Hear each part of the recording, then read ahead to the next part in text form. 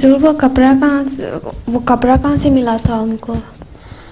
اسی وقت سنبھال لیا ہوگا ان کے ہماریوں نے، جنہوں نے ان کو بچایا تھا، جنہوں نے اس کے اندر غار کے اندر ان کی ٹریٹمنٹ کی تھی ہیں.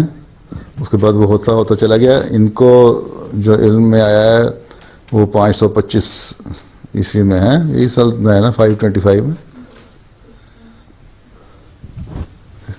500 سم تھنگ 40 AD میں جب پہلی دفعہ انہیں ملا تھا تو انہیں ترکی میں ملا تھا. ہاں اس کے بعد پھر چلا گیا، پھر غائب ہو گیا. پھر اس کے بعد غائب ہو گیا. جی وہ بادشاہوں کے اوپر پھر عیسائیوں کے پاس آیا، جنہوں نے ایک چھوٹا سا بروشر بھی شائع کیا ہوا تھا. اس میں ساری ہسٹری اس کی لکھی ہے 1 2 3 4 پوائنٹ کر کے. اسی میں سے تم نے لے لیا ہوگا، اسی میں سے الفضل میں لکھا ہوگا. وہ میرے پاس پڑھا تھا، میرا خیال میں نے کسی کو دے دیا. تو بہرحال پھر عیسائیوں نے اس کو سنبھال کے رکھا. اس کا ایک ٹکڑا جو چہرے پہ تھا نا، وہ اسپین میں بھی ایک میوزیم ہے چرچ میں، وہاں رکھا ہوا ہے. اس کے بھی جو خون کے نشان ہیں، بلڈ سٹینز آئے ہیں، اور جو پرنٹ ہوا ہے اس کے اوپر چہرہ سارا، وہ وہی ہے جو شراؤٹ کا ہے.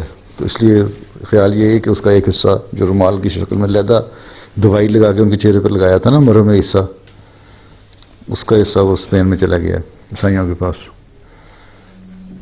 تو